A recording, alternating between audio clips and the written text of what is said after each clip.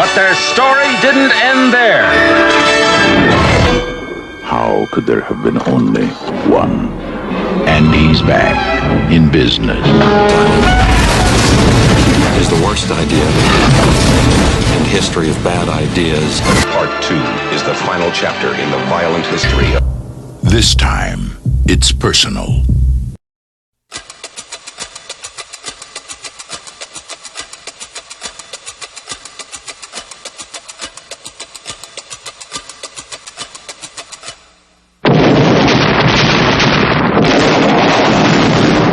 In the hands of a mastermind of terror. I want to play a game with Lieutenant Mcclane. What kind of game? Simon Says. The path to revenge leads straight to John Mcclane. If we don't do what this guy says, he's going to blow up another public Well, why me? What does he got to do with me? I have no idea. He just said it had to be you. Nice to be needed. Simon Says, get to the payphone in Wall Street Station by 10:20, or the number 3 train and its passengers vaporize. I'm not jumping through hoops for some psycho. That's a white man with white problems. You deal with it. Where the hell are you going, Mcclane? I know what I'm doing. Not even God knows what you're doing. This guy wants to pound on you till you crumble. Are you aiming for these people? No. Well, maybe that mime. He wants you to dance to his tune and then kill you. Oh, dear. You don't like me because I'm white. I don't like you because you're going to get me killed. This is a bad idea. Ladies and gentlemen, I'm a New York police officer. I'm going to ask you to calmly and quietly start moving towards the other end of the car. Trust me, guys. Duck. Guy out there setting off bombs. And for some reason, he's very angry with me. This, as they say, is where the plot thickens. They knocked over the Federal Reserve.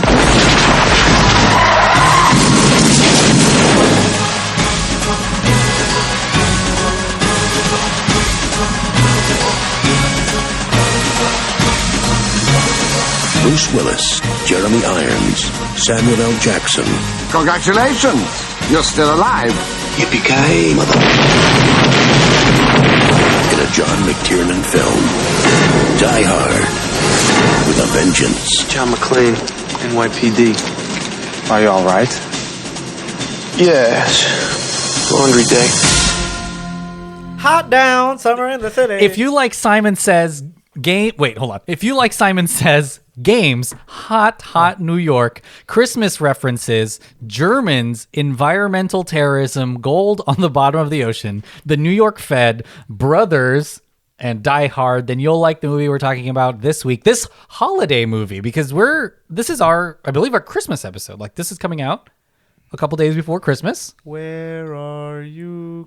Not in this movie. Well, not this movie, but you're listening to it. On Christmas. During the holidays. This is Die Hard with a Vengeance. You better not be spending it with your family. You better be listening to this shit.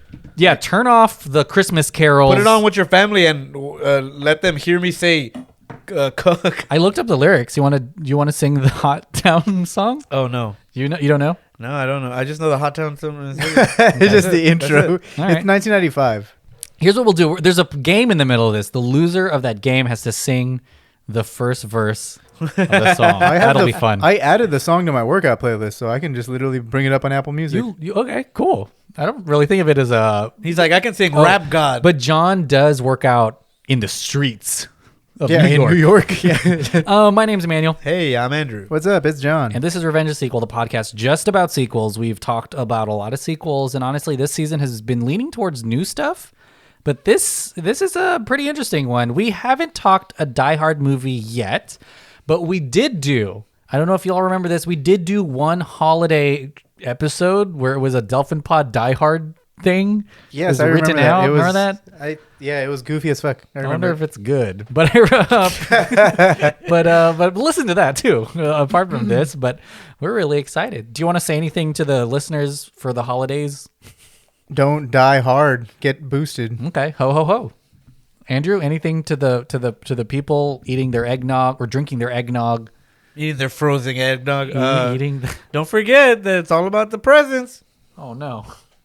That's true. Okay. It's making me scared because the presence of your family and loved ones. Nice save. Nice save. You know, oh my gosh, I'm going to screw this up, but time is a present. That's why it's a gift, and that's why it's called that.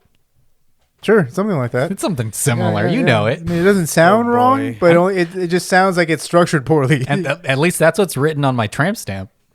Oh crap! Like downwards on the crack. Yeah, it's downwards. It's downwards, and it's really big font, really big Comic Sans. Let's talk about Die Hard a little bit. Obviously, it's the holidays, and there's this debate, and I think I may be the first one to bring this up on the podcast. No, in the world. Oh, is Die Hard a Christmas movie? And that's just my idea. It's original. He's going to a Christmas party. Didn't it's about family. Yeah, I was like, didn't Bruce Willis himself say like Die Hard isn't a Christmas movie though? Who cares what he says? Yeah, exactly. He's an asshole, is what I heard. To be honest, and that's true. Okay, good. We've settled it, I think. But yeah, I mean, he's at a Christmas party. So this is funny because it ends with Let It Snow. Do you play Let It Snow when it just snows like regularly? No, you play Let It Snow when it's during the Christmas Day. So I have a history with this movie being played like on Christmas Eve as a kid. So I kind of think of it as a Christmas movie, but that's just my personal experience with it. So I don't know if it is or not. I guess it kind of is. It fits it does. I'm pretty sure there are like trailers to like previews of like releases, and it has like your favorite Christmas movie is like, you know, and you're very passionate because you're yelling into your mic right now. It's an ad to this. Like the fact that it's still a debate blows my mind. Yeah. I guess you're right. I mean, because if it take place during, it doesn't have to have fucking Santa Claus in this. It doesn't have to have the Grinch. It doesn't have to play Christmas carols. All it has to do is take place during the time, and it's a Christmas movie. I guess you're right because like Kiss Kiss Bang Bang and Iron Man 3 are also the same thing. They're kind of like they're not about Christmas, but it's like the entire movie takes place Christmas Eve. Right, exactly. Yeah, Hawkeye is directly inspired off of this. There's even there's a shot in Die Hard with a Vengeance that it coincides with a sequence of Hawkeye when he turns the car in the episode where he's like, we need to turn the other way and stuff. But Hawkeye's a Christmas show and it's inspired by a Christmas movie. So yes, as far as the people here at Revenge of the Sequel are concerned, Die Hard. The original Die Hard is a Christmas movie. So is the second one, I guess. And you know what? I will say this, and they know it because in this film we're talking about, this, you know, Die Hard with a Vengeance, I wrote down some lines, and they knew what they were doing with multiple Christmas references in the movie we watched that are so out of place. I was a little confused at that. And I was like, oh, they're trying to be a little meta, and I wrote some down here.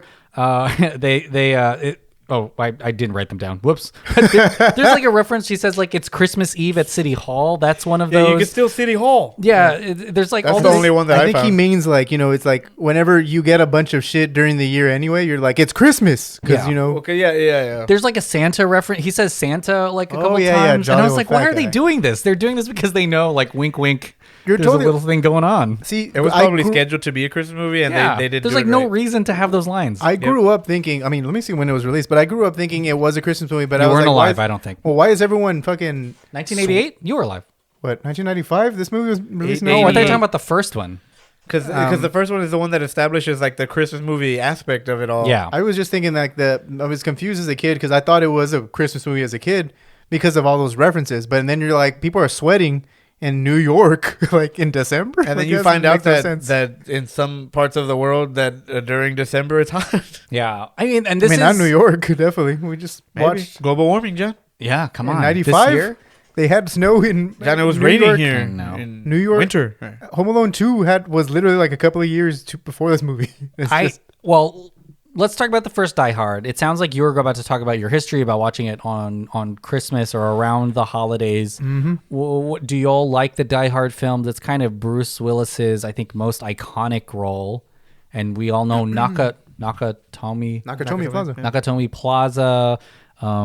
You didn't like him as Butch in Pulp Fiction? I still remember the Alan Rickman, remember that really clever twist where he's pretending to be one of the oh god hostage. It's please, so good, no. and I was like, oh my gosh, what a fun twist. John, what's your relationship to Die Hard? Like Aliens, like a Predator, like a RoboCop and stuff Terminator, like that. Yeah, Terminator. Rambo. These are all like action franchises that my dad and basically just my family introduced me to when I was a kid. I've known about these I've known about these franchises since I was, since I remember what movies are. So Die Hard is one of those. I've known about Die Hard since I was, a wee little kid. Wee little lad. I know. Why did you? Wee Fergus. When I was a wee little boy. Yeah, and it was played. I think I had seen it. I don't remember the first time I've ever seen it. I've always just known of it, I guess. Yeah. But I do remember. You might not even remember the first time you saw it because they probably played it for you when you were real young. Yeah. And then they played it for you eventually when you could finally comprehend, and you're like, oh yeah. So I do remember, and I just remember it being a Christmas kind of tradition. I think at one point I couldn't sleep, and I woke up and went to the living room. My siblings were watching it, and this was Christmas Eve, I think.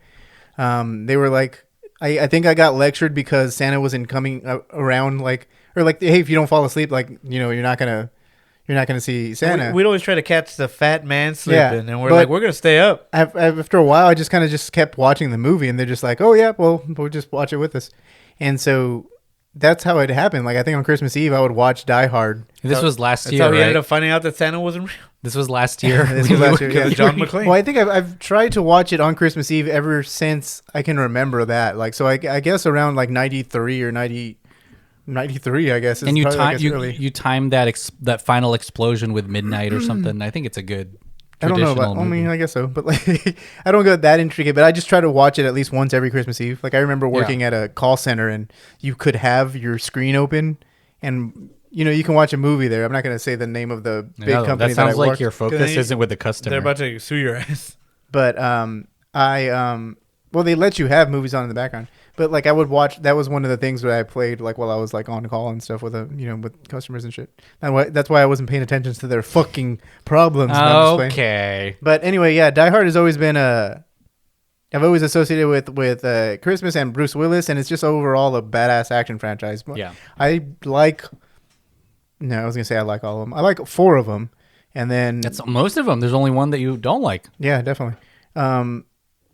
Yeah, they're all good. I like them. I enjoy them all differently, and I think this is kind of a franchise where, the more they go on, the kind of more ridiculous they get. I mean, we're not even a decade away from the last Die Hard movie, but these are I think maybe some of the most iconic action movies. Yeah, definitely of all time. But Andrew, how do you feel about Bruce? The name's Bruce. Hello. Not that one. Yeah, Bruce Willis, horrible person, but John Mcclane, one of the best, I think, one of the most, notorious characters for me with cinema, like RoboCop, and the way John explained all the different franchises and stuff like that. Just one of the pillars, I think, of the action movie, probably one of my favorite action movies of all time. Probably maybe the. Yeah, the first Die Hard one is pretty crazy. Yeah. And I rewatch all these movies yearly, and I have the now I have a machine gun sweater upstairs, the one where he writes it in the blood. I have it upstairs, and that's my ugly Christmas sweater that I wear every year. Yeah.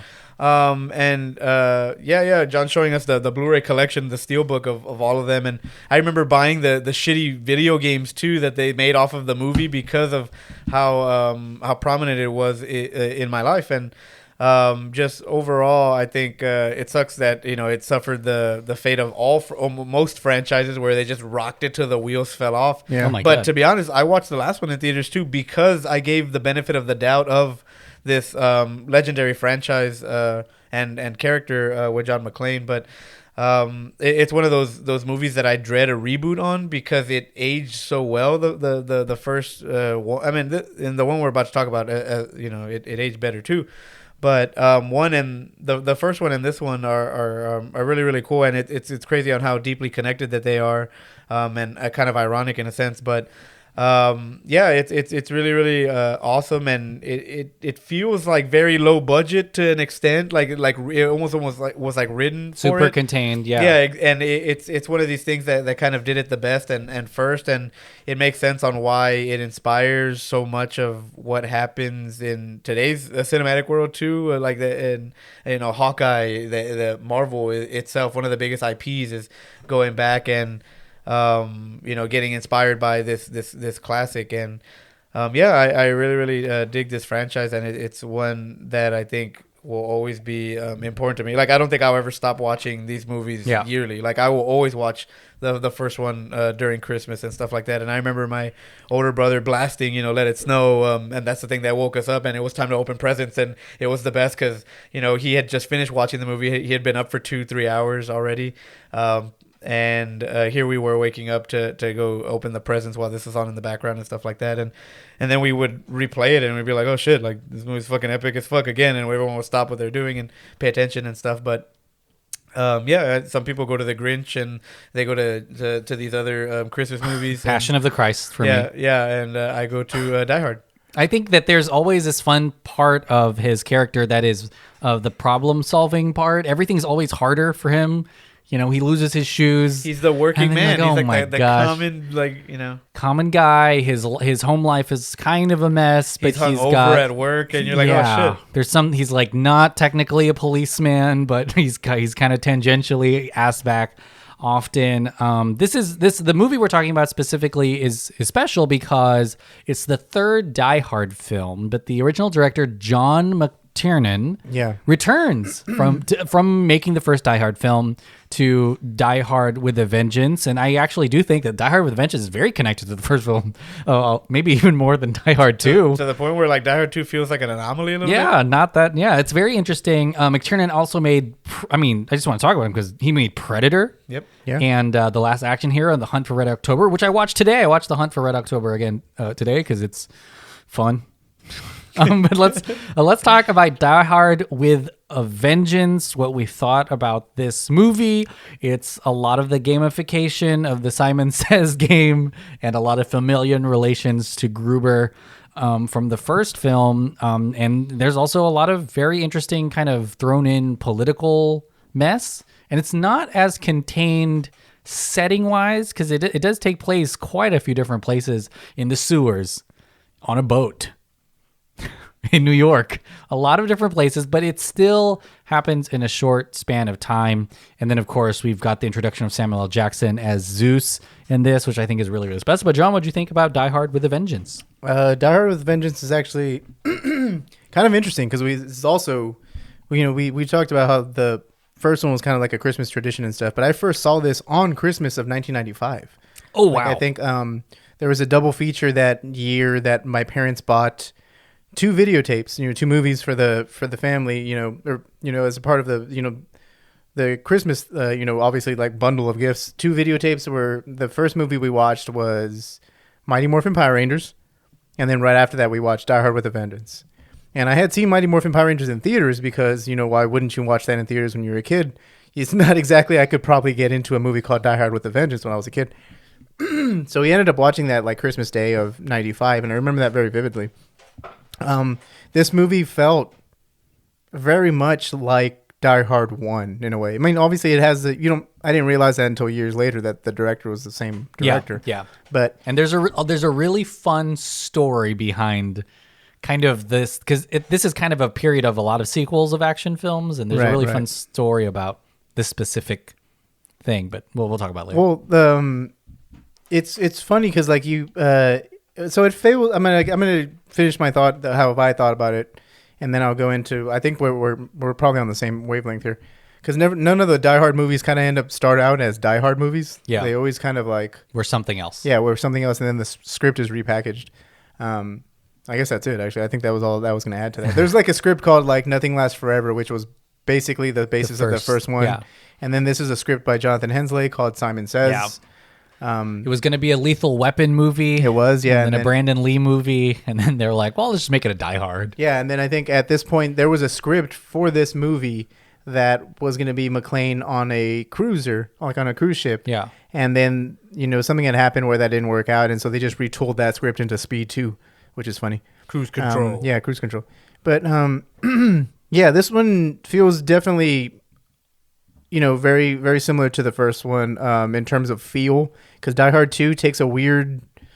Now that Die Hard 2 is an interesting movie, and I guess maybe we'll eventually cover that movie on here, but that didn't feel like the first one. Like that obviously felt like it was going in a different direction there, even though there's a lot of the same cast from the first movie. Yeah. But so Die Hard with a Vengeance is a pretty fun movie. I think as watching it as an adult now, you can kind of see where the flaws lie. I think the ending is kind of. I think me and Drew are in agreement. Right when it came in, that's the thing I brought up. I was like, the ending is kind of weird, pretty interesting. Yeah, it's like it's not the strongest point in the movie, but I do love the first 2 acts because it's basically like a cat and mouse game, really. Like you're kind of with a buddy cop aspect element to it. Yeah. That was probably the Lethal Weapon part of it. Yeah, the crazy thing is like it's so like extreme in general, and like its content and its gore. We're talking about blowing up children. Yeah, blowing up children. Well, also like just like setting off bombs in like New York and stuff, which is like or in just a giant urban city where just like a terrorist is doing that to really just get rich. I think that's the big twist of the movie is like that he's, I think, killing the cop that killed his brother, which because that's I think this is where the title comes into play, Die Hard with a Vengeance. Yeah. I think that's a bonus for him, but everything in this movie is like really extreme, like from the language to the some of the racial like kind of tensions or undertones that are kind of there, and then just like the way like the gore and stuff is presented, it's a very it's a very mean movie, but it's not as mean as like a Die Hard 2, I guess. Yeah. But for some reason, it's very entertaining. Like the whole first 2 acts of just trying to find like playing this game, this madman's game, and seeing the chemistry between Jackson and Willis, which is like the selling point of the movie. Like you can't not laugh at their conversations because they're bickering at each other like almost every chance they get. Everything is just like kind of just works for me, like it as opposed to like some of the other entries in this franchise, and I can already see Drew just kind of already watching just to be interested in the movie, like he's watching right now. We're watching in the background, but I thought it was a great flick, and it's one of those things where you're kind of like, oh yeah, they made a sequel to this movie. It's like RoboCop 2 or like Lethal Weapon 3 or something. You're just like, yeah, of course. Like there's more adventures with this dude. It's very enjoyable. I like it. It's probably my second favorite Die Hard movie of the bunch. It's a good one. Yeah, and it still feels that aesthetic of the first Die Hard, that kind of aged, shot on film, anamorphic. The score is also like kind of ripped from the first one. Like the score is not as it's very similar. Like they use cues. Most movies don't do that now. If they get a sequel, they get a different composer and stuff. But yeah, this was like a lot of fun, and even rewatching it for this podcast was like, man, I forget how much fun like the good Die Hard movies was, or how much fun Willis looks like he's having when he's having fun, when he's interested. Yeah, because Willis does not look interested. $1 million a day, baby. Yeah, I mean, at one point he was he was like the action star, I think, because of this franchise. Yeah, this movie was like the highest grossing movie this year, right? Yeah, the 95, I think it was the highest grossing. It beat out Power Rangers. Wow. No, okay. I mean, I don't know if that was going to be a high grossing movie at all. Anyway, but still, that's it's good. Fun movie, Die Hard with a Vengeance. Andrew, what do you think about Die Hard with a Vengeance?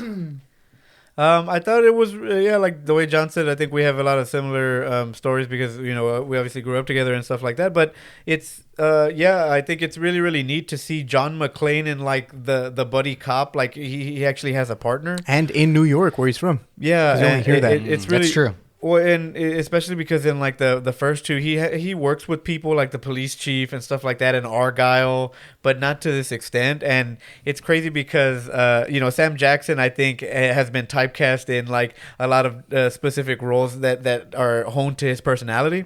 And he curses. Yeah, and it's crazy because that's what John McClane is, and so I can see Sam Jackson like in a different alternate universe being John McClane, like casting him and being like, oh, because you're perfect, you're like this loudmouth cop that like doesn't play by the rules. Lawrence Fishburne was originally cast for the role, right? And he had to sue or something like that because they replaced him after Pulp Fiction came out. And it's cool because they just got done with Pulp Fiction, both of these actors, and great movie and stuff like that. And so they kind of continue the. I'm not even sure they have a scene together. I think they maybe have one scene together in Pulp? at the bar, right? I don't know. Sam Jackson Yeah, they and do. Bruce Willis at the bar where Isn't it background, Yeah, though? everybody. Yeah. And so I was gonna say like they work off their chemistry in that movie, but I don't think they Not have really. any chemistry in that movie. So it's really cool to they get that taste there where it's like, man, I would have loved to have seen that scene with those two titans of the industry, and now you get it here in an entire movie, and some of it is built like as if they weren't available on the same set days, or because they're split. One of them goes to the Yankee Stadium, and one of them does this. One of them does, and it's really cool because they bank on you caring for Zeus, which he starts off really, really great. He saves John Mcclane when he has no reason to be saved, in like an insane game. And also his introduction is with the kids, where it's like stop, run around the city shit, with exactly, go to school, and why do we go to school? Because of this and that, and because we're the good guys and stuff like that. So it really builds him up really, really quick. But also it's this guy who it's Sam Jackson, and so you know who he is. He's been in countless franchises, Star Wars and Spielberg movies. He had just come off of Jurassic Park after this too, I think. Yeah, exactly. And Tarantino, he's in Marvel, and so he's just this prolific actor that you want to give a shit about right off the bat because of his resume. He's got probably one of the best. He's the highest grossing actor of all time, right? Probably. Because he's got all these, like Jurassic Park, he's got all the Avengers movies. He's got. That's where the cheating happens. Is if you're in like Endgame. Yeah, but Star Wars. But there's a reason, and Quentin Tarantino puts him in all his movies, and there's a reason why he's in those, and it's because not only people think that it's just surface level, but he started in theater and stuff like that, and so he also can play very different shades. I think some people lean towards like the Pulp Fiction. Archetype or or image, and I think this movie leans stereotype, into this. And so, but he does play like different stuff in like lots of things. And here he's the smart one, and it's funny, he's the one that's doing the math, and where like you expect him to be like the police chief, he's just yelling. I was totally lost on some of those riddles. I was like, what's happening? He's the one who knows how to hotwire the car. He's the one that knows how to do this. He's an electrician, and this and that, and so it's really, really cool to get his character interact with a really, really strong personality in John Mcclane, and Bruce Willis is John Mcclane, and that's what makes it so fun, is that Sam Jackson is very similar to John Mcclane in real life, like in his attitude and stuff like that, and so it's pretty cool to see that rapport and just that chemistry that carries us out. And Jeremy Irons is amazing in the movie too, the villain, and he follows up Alan Rickman. Alan Rickman's Hans Gruber. It's kind of the formula to get like a really esteemed English actor and give him an accent. I did tell John that a lot of it is like the first movie, and it's very, very similar to that. And the ending is pretty similar. Yeah. For sure. He's got the 2 bullets. He's got the gun taped to his back. Yeah. There's a lot of callbacks. Does he say yippee-ki-yay? Yeah, he does, right? Uh-huh.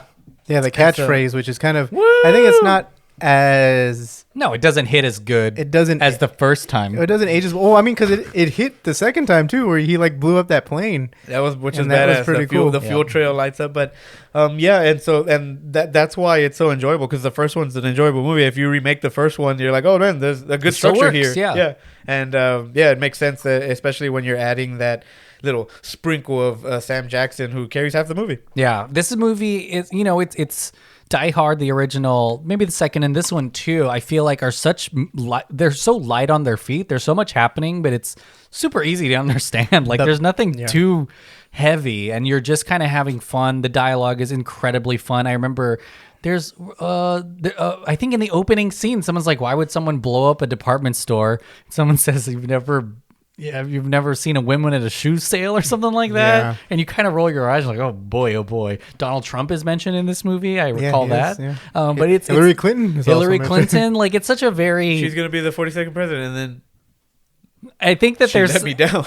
I kind of miss. Show me those emails. Benghazi. I sort of miss some of these kinds of movies, even though I feel like they would just be panned critically now.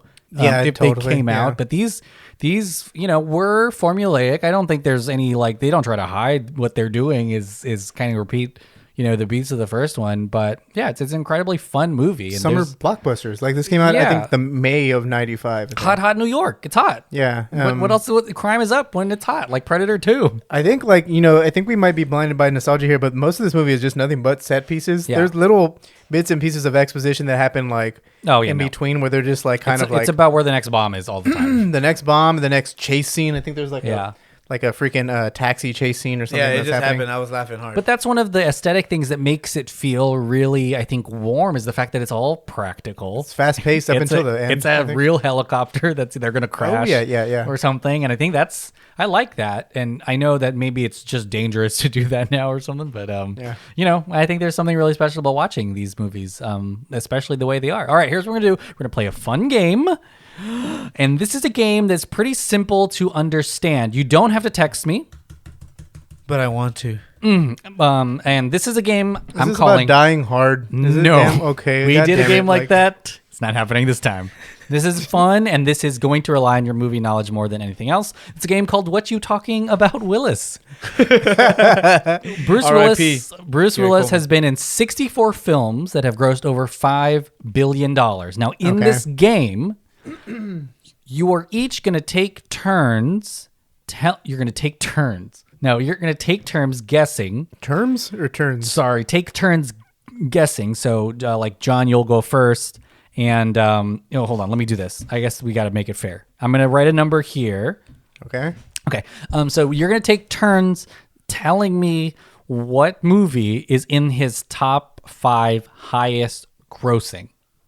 Okay. And so, for example, if John, you start, you'll give me a movie, and if it's in its top 5 highest grossing, you survive. You only get 2 strikes. I was about to say, this is a very limited they're not game. strikes, right? Because you get 3 strikes. Okay, fine. You'll get 3 strikes. I feel like you're going to get to the 5. No, I'm saying they can have 2 strikes, but they're not really strikes. That's what I'm saying. So basically, if you guess a movie that's not in the top 5, you lose. Or no, you don't lose. You get a strike. And then it goes to the next person. So the first person with 2 strikes, you're out of there. Does that make sense, kind of? So no texting involved. But in baseball, you get 3 strikes. So I've written a number here. Andrew, even or odd? Is it an odd number or is it an even number? Even, baby. It sure is. It's 8. So you could decide whether you want to start or if you want to pass it to John to start first. Pass it, John. Okay, so John, tell me a movie, and we will see if it's in the top 5 highest grossing Bruce Willis movies. If it's not, you're going to get a strike, and you can only get 2. Top 5 highest grossing Bruce Willis movies. And I have the 6th one here, just in case. I don't know. Armageddon. John, you've survived, because Armageddon is his 2nd highest grossing movie, 1998, $555 million. So, Andrew, your turn. Die Hard. No, Die Hard is not in his top 5 highest. I mean, none of them. That's why I was vague. I just said Die Hard. No, I mean you can't be that vague. You have to say the right one. Sure? So Andrew, you got a strike. You're already halfway out. Foot's out the door. I know. I think I'm out already. John, your turn. What is another movie that might be in his top 5 highest grossing? Shit. For some reason, I'm blank. It's just because we have our minds on Die Hard that I'm blanking every other fucking Bruce Willis movie. And 64 movies. I wouldn't even guess maybe 50 of them. I only know 20 of them. Live Free or Die Hard. Live Free or Die Hard? That's his 3rd highest grossing. God damn it. See, that's why I was trying to be vague, and that's why I guess I should have been more specific. 2007, that's $382 million. So on the board, the number 1 highest grossing, the number 4, and the number 5 are still on the board. Andrew, this game can end very quickly here if you don't guess one of these top 5. You know what? I'll add the 6th. Because I have the 6th one here. So like an Pulp Fiction? No. Is that your final guess, or are you locked in? Damn, he's already telling me, change your answer or you're going to lose. You're just like, I only know Bruce Willis from Die Hard. Worldwide. Yeah, I know, surprise. Well, I was going to say an animated one, but I think his animated movie sucked. The Nut Job. You're going to guess The Nut Job? He's not in that movie. He's in Over the Hedge. I'm sorry. You're gonna guess Over the Hedge? Yeah. That's the number 6 movie. So that's adding so 6 funny. $343 million Over the Hedge. That is his 6th highest grossing. And I will say this, kind of bailed you out a little bit. Pulp Fiction is not in the top 6. It's not even in the top 10. Yeah, I know. That's why. And of course, because All these auteur filmmakers don't. Nobody watches Pulp Fiction. No one watches Edgar Wright movies. No one watches Pulp Fiction. No one watches box office movies. hit. That's not what you think of when you think of like a box office hit. Yeah, I know. You got to get down to the nitty gritty. Get in the mind of a 90s teenager. Of his best movies. Yeah. That's the worst. John, it's back over to you. So number 1, number 4, number 5 still on the board. I will say this.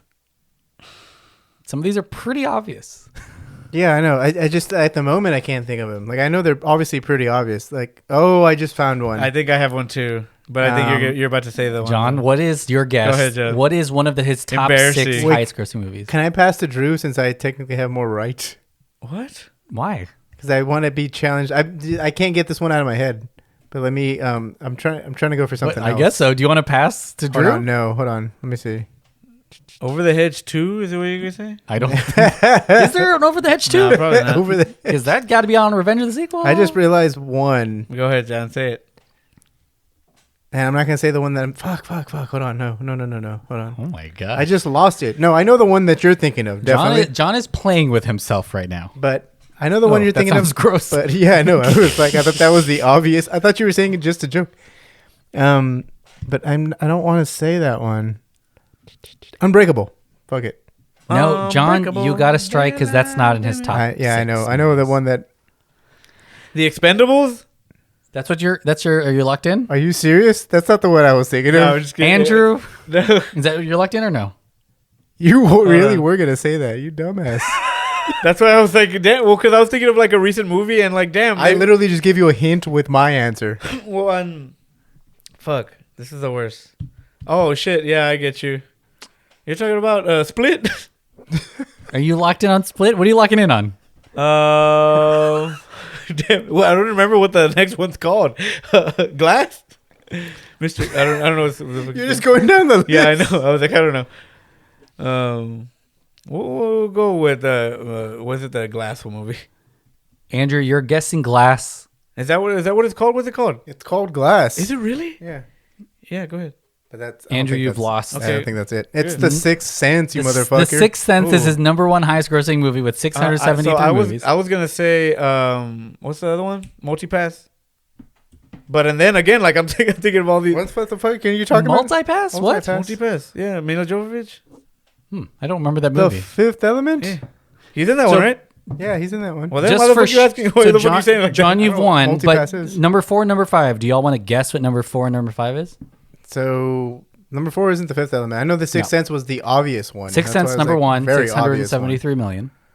Die Hard with a Vengeance. Die Hard with a Vengeance is number 5 at 366 million. There were 2 Die Hards on the list. Yeah. On the list, Live Free, Die I know Hard. That Live Free was the highest grossing one. Number 4 is going to be difficult, and I will say I have never seen this fucking movie. It's crazy. It's number 4. No. Oh, The Kid. I don't. That's the one it's called. I don't even think y'all have seen this movie, but it's number 4. It's one of his highest grossing ever. What is it? It's G.I. Joe Retaliation. Oh yeah, you have seen it. Also. Okay. Yeah, that damn. See, but there was a new G.I. Joe movie that just came out, right? Snake Eyes. No, it's just that one. Snake Eyes. The Snake Eyes. I was like, man, we haven't even. He plays Joe in the movie. Well, that's it. That's his top 6 highest grossing. Was that the game? That's the game. I can't believe you didn't get Sixth Sense because I was saying Unbreakable just so you can give you that. I think the Sixth Sense is overrated. That's why. Yeah, but it's a box office hit though. That's the thing. That's the closest M. Night Shyamalan ever got to an Oscar. Hey, I was naming his good movies. I almost said 12. Oh no, he's not in 12. He's 12 Monkeys. Okay, yeah. I get that one confused. Is Brad Pitt in that movie too? You're like saying all these like box office bombs. Yeah, yeah I know. Like, well, and like no, they're good movies, but people would know. Sin City 2. To be honest, I'm surprised that's not on the list. Like Sin City, but the first Sin City would probably was like number 7. I said movies like The Expendable. I was like, oh fuck, they're rated R. Like I don't know what the fuck I'm talking about. Yeah, and I think that he has a high bar. $670 million is for Sixth Sense. That's like. That's a lot. He's got a lot of. He's got a lot of good movies. Because even if you got even like technically the highest grossing and removed all the MCU from the list, there's like barely anyone there. But here's kind of to round it out. So Over the Hedge was number 6. The Expendables 2 was number 7. Number 8, Good Day to Die Hard. Look Who's Talking is number 9. Look Who's That's Talking. a good one. The Fifth Element, number 10. See, so I got you guys were like, I can't believe you said those answers, and then like they're literally in the top 10. Yeah. So should I keep going down? Are you curious or no? So go fuck yourself. 11 Unbreakable, 12 the Glass, 13 Die Hard 2, 14 Charlie's Angel Full Throttle, and number 15 Pulp Fiction. So Charlie's Angels Full Throttle. Is he in that one? Because Demi Moore's in that one. Beat out. Is Pulp Demi Moore Fiction. in that one? No, I forgot about. Yes. How the fuck is he in? I don't remember him in Charlie's Angels Full Throttle. I don't know who he plays. That must be like kind of a meta thing in that movie. Well, that's what you're talking about, Willis. Yeah, Tears of the Sun is a good movie. I'm looking up his filmography now. 12 Monkeys, Surrogates. I forgot about that. Moonrise Kingdom. That's a Wes Anderson movie. That's good.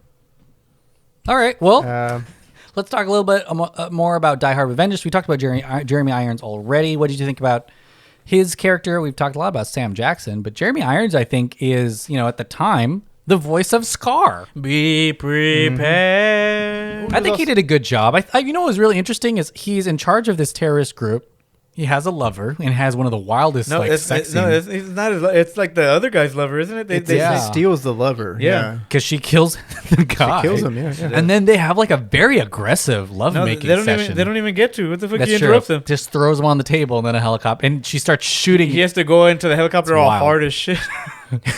Blue balling as hell. Yeah, exactly. No wonder he's all pissed off shooting. it is shooting kind of blanks. He is the vengeance part of the thing. We don't even know he's in the movie for like 30 minutes, right? Like, because he's on the voice on the phone. He's the voice on the phone. It's so weird because like you don't know if it's like oh, I'm gonna make it seem like I'm going after this guy to get rich, or if it's actually like no, I'm going after this guy. Yeah, and then there's that political side, like to get rid of the gold. Remember that's part of it too. Yeah, that's I think that's where the movie kind of maybe starts to fall apart. The motivations of the peeps. Yeah. He's got 3. Yeah, well, because like wow, you think the main one is just gonna be let's kill and the then vengeance. Yeah, like let's kill Mcclane, and then it kind of like he's like, oh no, Mcclane was a skateboard. Yeah, baby. you start trying to get some gold. Yeah, retooling the plot basically from the first movie, which is like, oh, we're not really terrorists, we're just doing a heist here. Yeah, because what was the plan? They were just gonna throw the gold into the ocean. It was supposed to be like a fake death, kind of like the first movie. The first he's movie gonna fake his death, and they were gonna blow the building up. Yeah.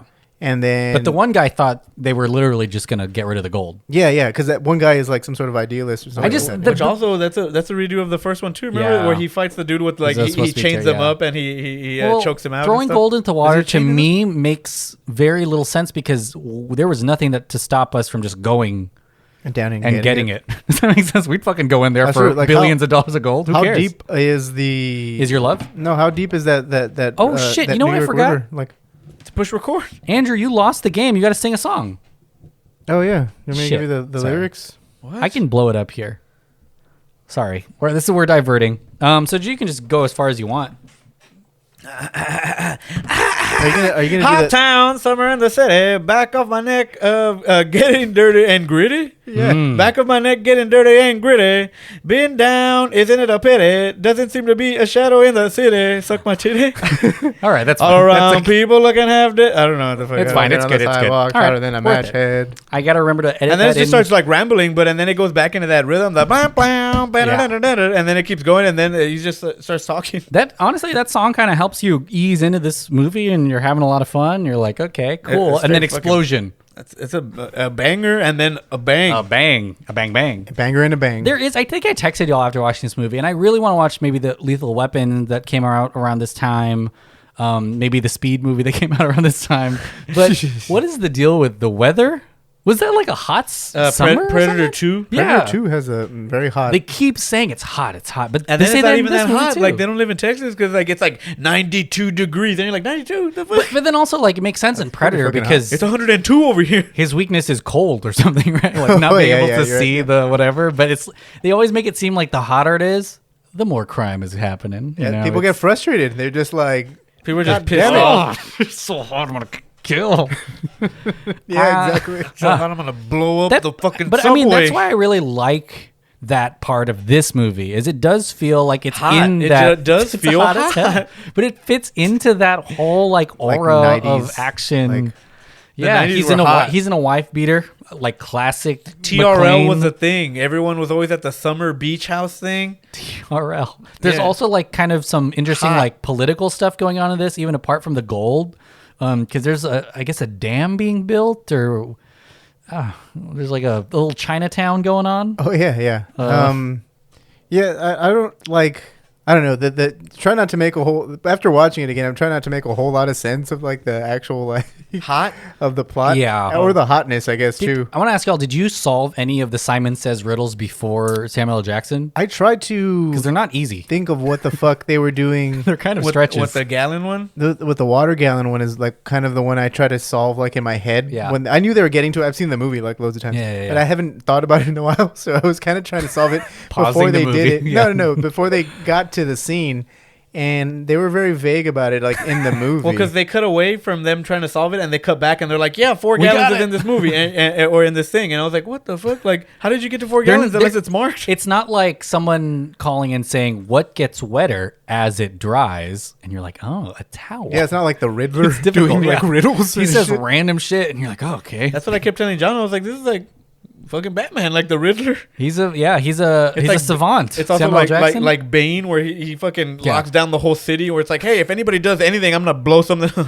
And it's kind of a little forced that Samuel L. Jackson is just thrust in. It's literally a phone call, and Jeremy Irons is like, "Who's that guy? I don't like him either."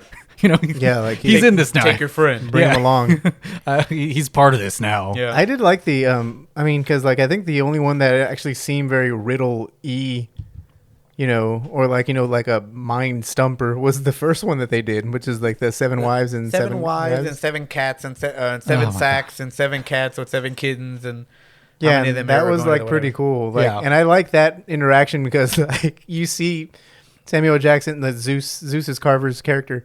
And he's kind of like, math. Yeah, he's like, shut the fuck up, Mcclane, I'm good at this. And he's like trying to figure it out. And then like he was like, weren't you paying attention? He's like, I have a bad fucking hangover. I can't like. And then like he was like, yeah, this is the answer. He's like, isn't that what you got? And Mcclane like doesn't know how to do math, so he's like, yeah, I got that. Yeah, there's also this interesting storyline that is not even Mcclane and Zeus or the Gruber, brother.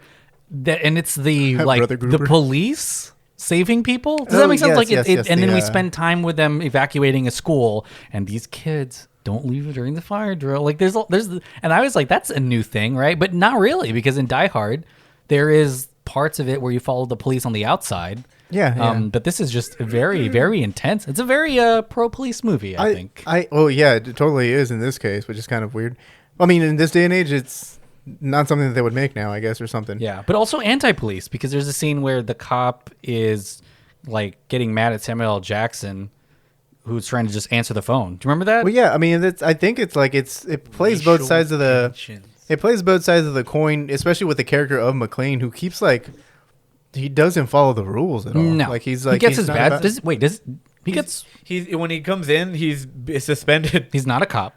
Yeah, he's not a cop. He has like he's forced to be a cop because of Simon. He has a hangover. Like he's just like I don't know. I honestly didn't know what was going on when I saw him first. I was like, wait, they're just throwing him out of this van. He's downing aspirin like crazy. And it's crazy because they use that as like a mirror point where it's like, hey, Simon gets migraines and this guy has a headache too. And everyone's there, or they keep both people are popping pills, and you're like, what the fuck? Andrew and I just popped pills before the pod. They have liver damage by the end of this movie because of all the aspirin. They bruise easily because of their thin blood. But like that. It's both anti, I think, and pro cop, which is kind of weird. I do enjoy that, like the cop sub plot where they're trying to find the bomb, especially like I enjoy the character of Charlie, like the bomb squad guy. Because it does show kind of like a heroic thing where he does want to stay behind. And he's kind of a fan of bombs in the beginning. He's very into the bombs. I wonder if that's like a 90s trope thing. Like bomb squad people are just a big fan of bombs or something. It was very interesting because he was like kind of smiling when he was talking about the bombs. I was like, oh, this guy loves bombs. He does a demonstration that blows up a chair or something. And everyone yells at him. They're like, I want to fucking kill you, you piece of shit. But it ends up coming back around because he uses it to free Sam Jackson at the end. And so you're that thing, that's a pretty cool little callback. Sam Jackson should not have gone to the final mission. He was busted. And they fall from the cable and his hands get blown up they would have died, right? Like that's intense. How much they say it's like 100 feet or whatever. And then like they fall halfway and you're like, damn, that's still 50 feet. That's well, let's talk about the ending. I think, Andrew, you're talking about an alternate ending, which would have been very different for any Die Hard film because the Die Hard films are temporally kind of contained in a day. Yeah, it's kind of like an episode of 24. Yeah, beep, beep, beep. The following takes place between 3 a.m. When does Bauer 4 poop? p.m. We never see him use the restroom.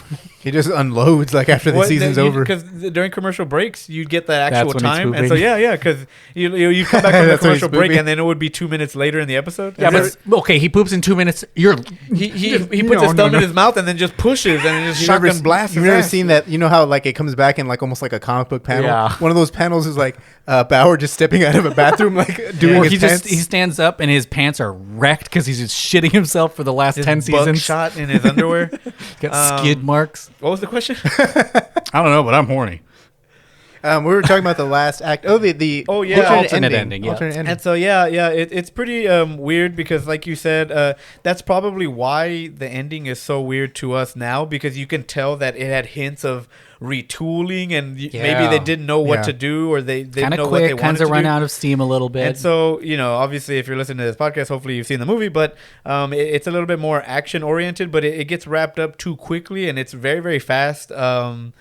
For sure. So it's maybe 10 minutes or something. Simon ends up getting away with the gold, and instantly they catch up to him because of some stupid plot device of the migraine, the aspirin. The aspirin. He bought it at a hotel directly across from whatever, and I was like, "This is such a." You're describing. I don't even remember that part. Yeah. He so like when he sees he sets them to die with the bomb, right? Like on the boat. Yeah. And Mcclane's like, I got to, like, any last, request? And he's like, I got a really bad fucking headache. Do you have any aspirin? And he goes, yeah, I actually do. Keep the bottle. Yeah, and so he keeps the bottle. And while he's calling Holly, Zeus convinces him to call Holly. I remember that, He takes it, and then he sees, and he goes, Zeus, wait up, because he finds out where exactly he bought it at. How does he know that? Like, has he been to that border? That's what I was. It's in Canada. Whatever. And they're like, and then the henchmen are like rolling around in the bars of gold. You don't see the henchmen in the final fight. Like he's got a lot of henchmen, and they had tanks and they had guns up the wazoo and stuff. And there's only a blockade of cops. I do like that Jeremy Irons just wants to fuck when he gets home. He's like, guys, I'll see you later. The champagne. It's funny because they're like, hey, the helicopter will be ready to go in 10 minutes. And he's like, no rush. And you're like, damn, you need more than 10 minutes, bro? I can get that shit done. And I'm already done. I know. You're like, oh, I did it in my pants. Let's just go. It's super weird because, again, it gets wrapped up pretty quickly, and there's this kind of like half-assed helicopter fight a little bit. At one point, you're like, helicopter versus helicopter is gonna be crazy, and then Mcclane's on the ground and shoots. He has the last 2 bullets, just like in the very first one, where he's got 2 bullets left. Yep. He shoots one guy in the head. His aim's better in the first one. He shoots one guy in the head, and then he shoots Hans. But in this one, it takes him 2 shots to hit a cable, and the cable blows up the helicopter. And so in the alternate ending, Hans gets away. Yeah, like he gives him the aspirin and he never reads the fucking bottle, or the maybe it does not print at the bottle, whatever the fuck. It's printed on the bottle. Apparently, there's still the bottle thing that in the alternate ending he tracks him down, but it's not. It doesn't say like the Canadian thing. It says some sort of like Russian. Yeah, it says CVS pharmacy, and he goes to track down all the. That's CVS. What I'm saying. None of my aspirin has an address or anything. I don't understand that. And so he gets away, and Hans is living the high life, and then John McClane shows up. I'm sorry, Simon. It's another Gruber. Shut the fuck up. MacGruber. And so John McClane tracks him down to wherever the fuck he's at. And he kind of plays Russian roulette with him, and he kills him. Simon says, or McClane says, or something. Yeah, exactly. That's fun. He kills him, but it just feels so out of character for John McClane. He's never been like because he's been fired. This is months later. Yeah, now it's his vengeance. Like that's a very different. And so it is kind of odd because he's always played by the book, and he's a regular dude, and self-defense, and not so much like and he's not like some fucking super spy. Like he's not gonna go to like track down somebody or whatever. And so it makes sense that he gets it done on the day of the job in the original ending. But also the studio just wanted more action. And so this one it felt like very James Bond, like the beginning of Casino Royale, where he's like, "Hey, what's up?" and he gets his 00 license from killing that guy in the office. That's what it feels like. But again, he operates inside jurisdiction because he's a cop, and even though that doesn't explain the first one because he's out of his jurisdiction, but he's always kind of a little bit more noble and stuff like that. So it is a weird. You can tell they didn't know how to end it. And that's why the ending is so weak. It seems like they focus kind of more on the friendship. They're like, oh. we made it out together. How many of us have them? You know, like it's that. Oh, yeah, and that's what they wanted was, hey, he got a friend. Sam Jackson doesn't do jack shit in this. No, not at the, that's what I'm saying. Like he's injured as hell. Like why is he even there? There's still a lot of banter between Sam Jackson and Willis there at the very end for like what it is. I mean, they're arguing in the helicopter. There's a lot of shits and fucks and oh shits going on. Yeah. And shit, fuck, shit. I think that makes it a little fun, but then Drew's right. Like I think it's just the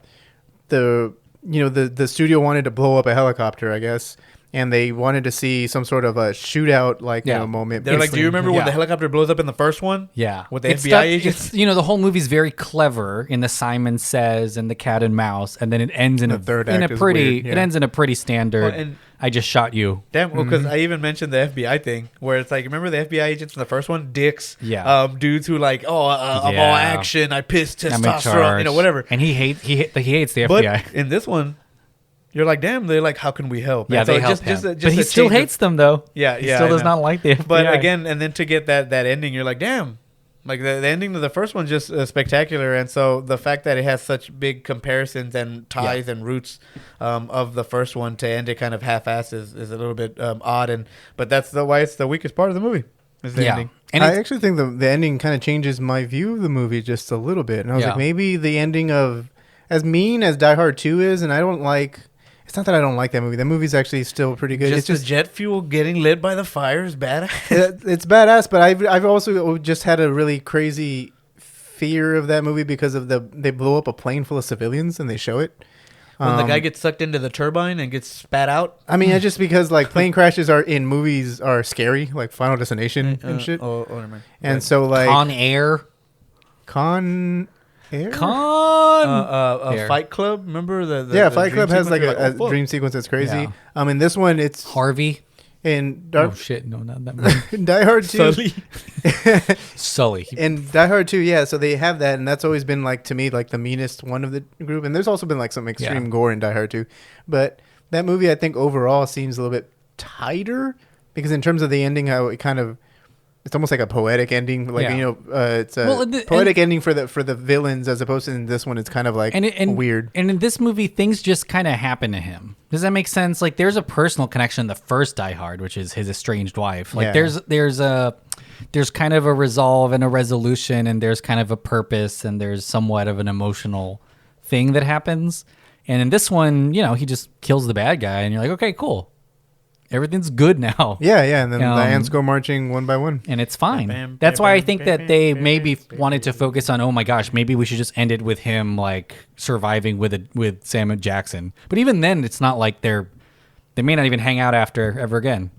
Yeah, I mean, and that's a shame because, to be honest, like that probably would have been the redeeming point of one of the later ones. Yeah, if you would have seen him pop up and like Zeus popped up to save him. They went through so much together, and you never get like mention of him or anything like that. So it's just, it's crazy on how very one-off this one ends up feeling too. It's not one that I think it's a fun experience while you're watching it, but it's not one that really kind of.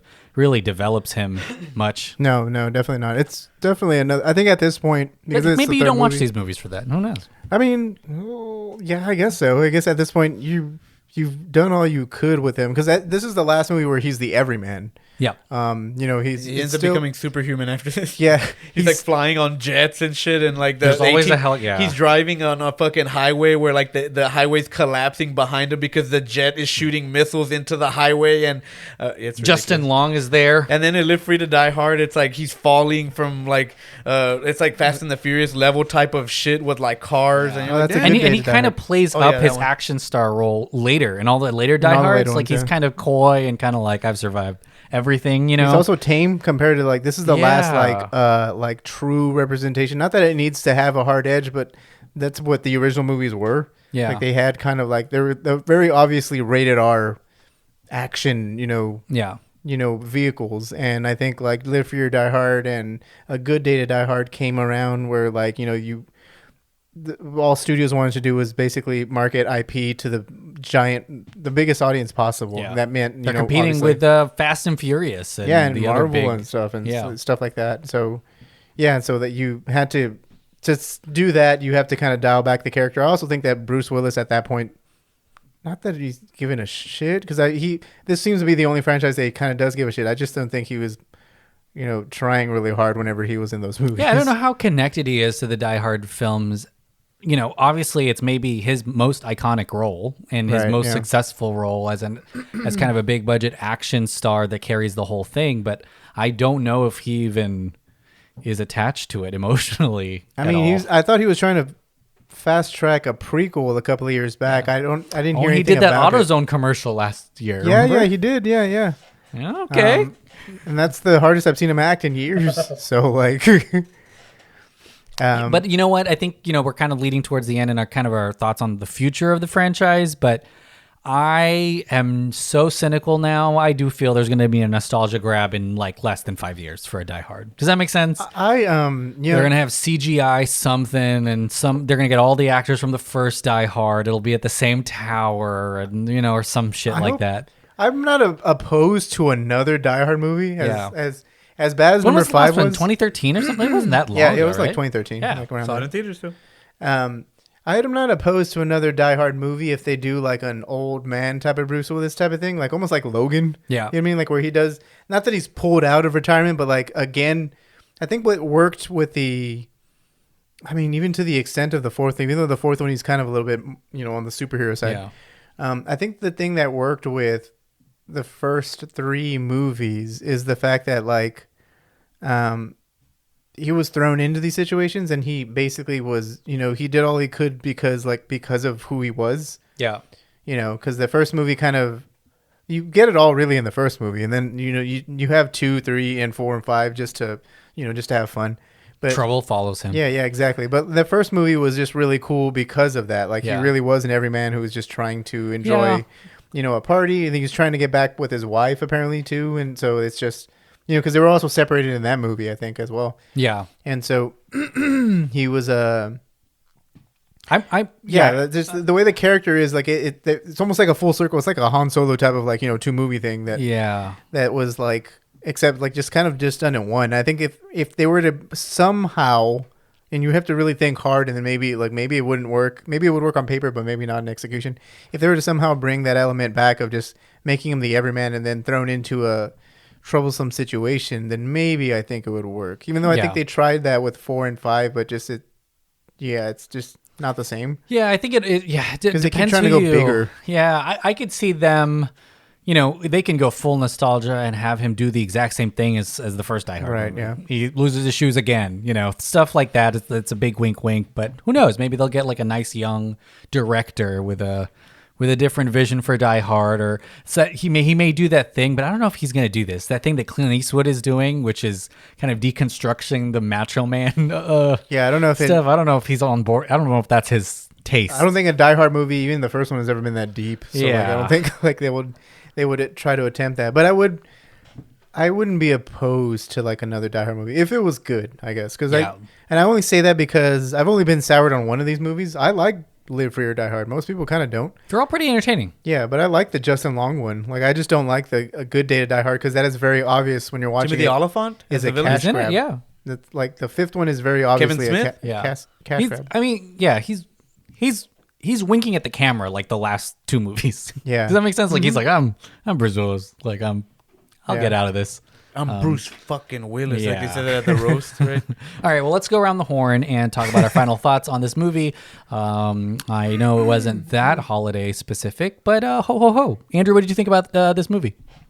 Classic. I can almost tell you exactly what is going to happen when the movie's happening, because I know it like the back of my hand because we watch it almost every year.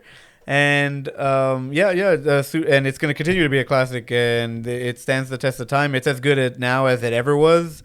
I watch it, and it hooks my attention every single time. We've had it on in the background, and I have not been able to stop watching it because I'm facing the TV. And it's just one of those things where I remember telling John, like, oh, this is why they're doing that. Like, they blew up the bomb in the subway, and he wanted it to blow up there. They were never going to stop it because he needed an entrance to get the gold out and then to go to the aqueduct and stuff like that. So I'm always piecing stuff together that I didn't pick up, and I'm like, damn, this makes this movie even better.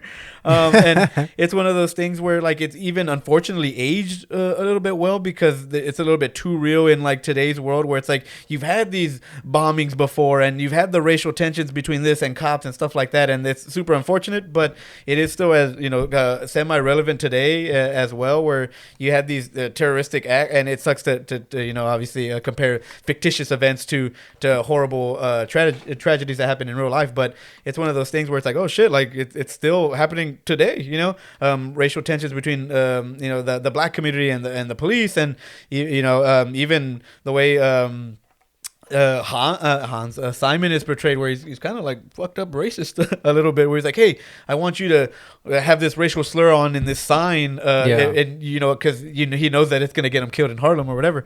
But it's just crazy, unfortunate that it's aged as well in that sense. But really, really awesome movie, and I think if you haven't seen it, you should check it out. If you're going to watch 2 Die Hard movies, watch this one and watch the first one, and that's all you really need.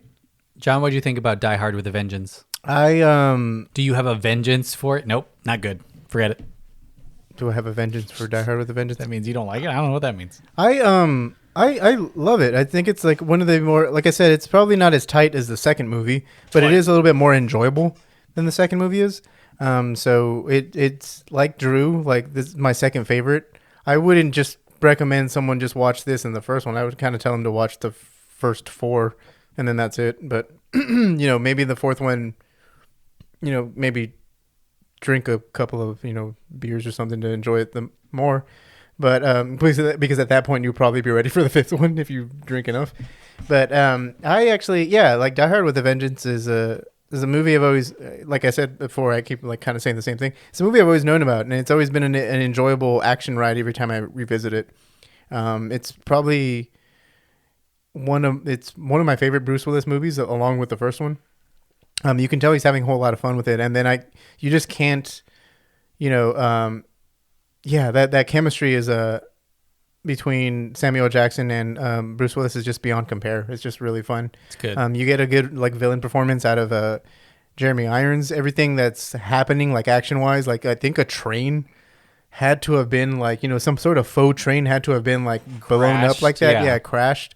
And to have like a practical car chase sequence like that is also like very impressive. You don't get like that type of like big budget dangerous filmmaking anymore.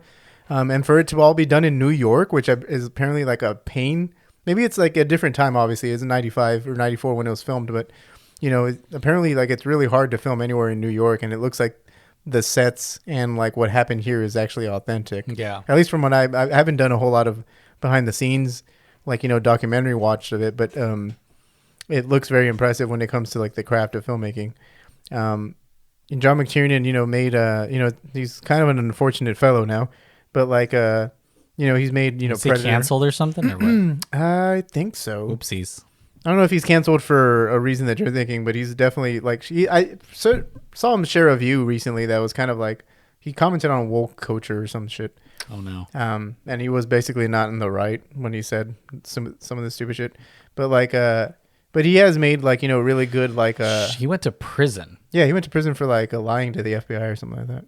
But oh my god. Okay. But he also doesn't like the FBI, like I know. But he made Die Hard, he made The Last Action Hero, he made Predator, some of my favorite action movies. So like him coming back for this movie was obviously appropriate at the time, and it was I think he did deliver a good movie from this one. Yeah.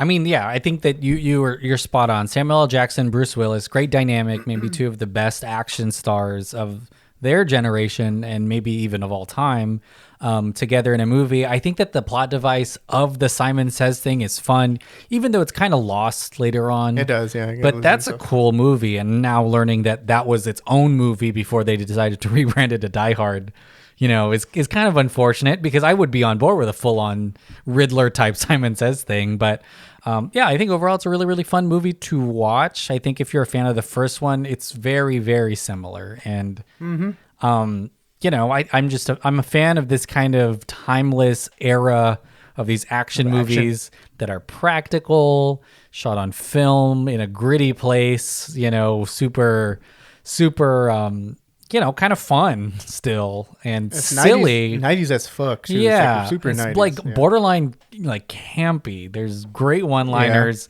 and it's almost like the writers try to write jokes in the movie, you know? And that's kind of rare now because there's kind of but who knows? Well, we've come to the end of the pod. Happy holidays, everyone. Andrew, what do you have to plug? Get vaxxed, boosted, for sure. You can mix and match now, just like your laundry. Nobody separates colors. And so get boosted, wear a mask where appropriate. The Omicron is running wild. It's here in the United States, people. So I mean, and wherever you live, I'm sure Texas too. Yeah, I'm sure it's wherever you live. Check out Revenge of the Sequel. We recorded obviously this. The rest of the seasons of Revenge of the Sequel. We're gonna end off with The Matrix. I think John ended up announcing that on some other podcast that we recorded, and you may have or may have not heard. And check out Dirt Sheet Radio with my buddy John Escudero. If you love the professional wrestling world, Countdown Strikes Back. We got the Babu's Book Club and Book of Boba Fett that's about to start up. We're gonna have a bunch of really cool new episodes in between the shows. I'm sure after Book of Boba Fett, doing the Babu's Book Club and all that. And that's about it. I'll let John take the rest of them. I don't want to plug everything. Listen to Countdown to Infinity. I guess that's the only thing that he didn't plug. Director Showdown. Oh yeah, and Director Showdown. Those are two great shows. Director Showdown, I think, is what? Oh yeah, and not theaters too. Well, they're all great shows. I mean, they're on the Duff and Pod Network. All of them are pretty unique. Countdown to Infinity deals with Marvel stuff. Director Showdown pits two directors against each other. If you didn't know that, they watch and compare the movies. It's pretty great. I think they're still on the Snyder, coming to the end of the Snyder and Base season. And Countdown to Infinity is doing both a Hawkeye and a Spider-Man episode pretty soon, or maybe recently by the time this came out. So maybe you should listen to that if you're really into Spider-Man and Marvel stuff.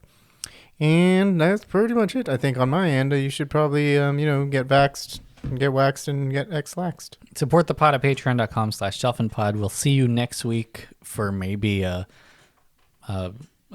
pill related episode. Yeah. All right. Bye, everyone. Birth control.